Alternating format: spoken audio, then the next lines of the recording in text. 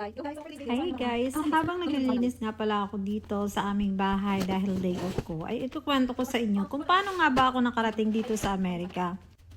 So nakarating ako dito sa Amerika less than a year after ng application ko. So may nakilala kasi akong afam guys, taga dito siya sa Virginia.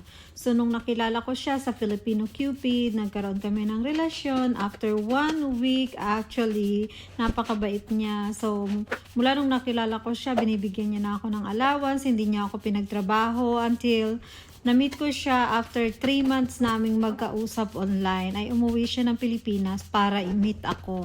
So, nag-stay siya sa Pilipinas for about 3 weeks. And, ayun nga, pinakilala ko siya sa parents ko. Umuwi kami ng probinsya namin sa Mindoro. Nakilala niya lahat ng relatives ko. And then, bumalik siya dito sa Amerika, February. I think February 25 na yon nung bumalik siya dito sa Amerika. And then, after a week ng pagbalik niya dito, in-apply niya ang aking US visa. Yun nga pala guys, ay fiancé visa. Isa yun sa mga madaling paraan para makarating ka dito sa US. Madali lang siya kasi kung kilala mo naman yung fiancé mo, wala naman siyang mga red flags. I mean, red flags like yung may kaso ba siya dati, may kakayahan ba siyang i-petition ka, may kakayahan ba siyang abuhayan ka dito while wala ka pang work. Yung mga ganong bagay-bagay. So, ayun na nga guys, after niyang ma-petition, like, siguro mga bago magkatapos sana ng February yung na-petition. Last week na ng February nung na-apply niya na petition yung aking visa. So, after nun, nag-asikaso ako ng mga dapat kong asikasuhin dyan sa Pilipinas, passport, everything. Nag-gather din ako ng mga yung mga pictures ba namin together, yung mga ticket niya na nag-fly talaga siya, kumbaga mga proof na nagkita talaga kami. Yung mga proof na nagkita talaga kami sa Pilipinas, na pinuntahan niya talaga ako dyan.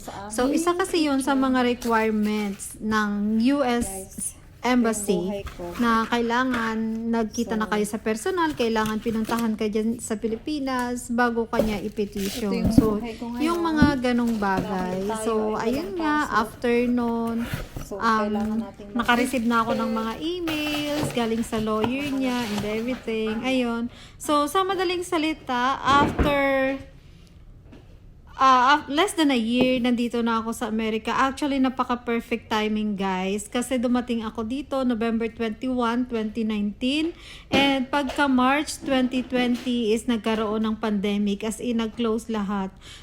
Inisip ko noon, kung naabutan pala ako ng pandemic, so mas natagalan ako na makarating dito sa Amerika. Pero napakabait talaga ni Lord. Kasi, bago mag-pandemic is nakarating na ako dito sa Amerika. So, sobrang happy ko talaga noon.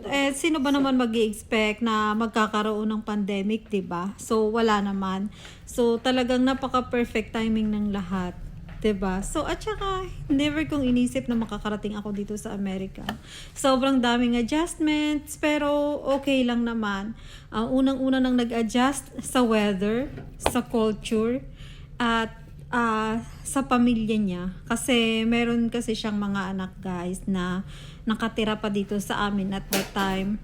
Pero ngayon, may kanya-kanya na silang buhay, may kanya-kanya na silang pamilya. So, sobrang hirap. Kung baga, expectation versus reality. Wala akong trabaho noon kasi wala pa akong working permit, pinaprocess pa lang. So, sobrang hirap. And then, sobrang boring, hindi ako nagda-drive, wala, as in bahay lang ako. Pero nagpapasalamat ako kasi binigyan ako ni Lord ng napakabait na asawa. Alam niyo yun, yung after niya sa trabaho, pag uwi niya ng bahay, ilalabas niya ako, ipapasyal niya ako kasi nga sabi niya, all day na daw akong nasa bahay. So, ang ginagawa ko lang noon kapag nandito ako sa bahay is, alam mo yung nagagawa ako ng yung ganchilyo. Yan, marunong kasi ako mag-ganchilyo. So, yun yung ginagawa ko, manood ng TV, online, for like almost a year din yun, guys. So, tapos no, nagkaroon ako ng kakilala na Pilipina na sabi ko sa kanya, baka naman meron siyang alam na pwede kong pasukan kahit wala pa akong working permit. And then sabi nga niya, mahirap daw yun.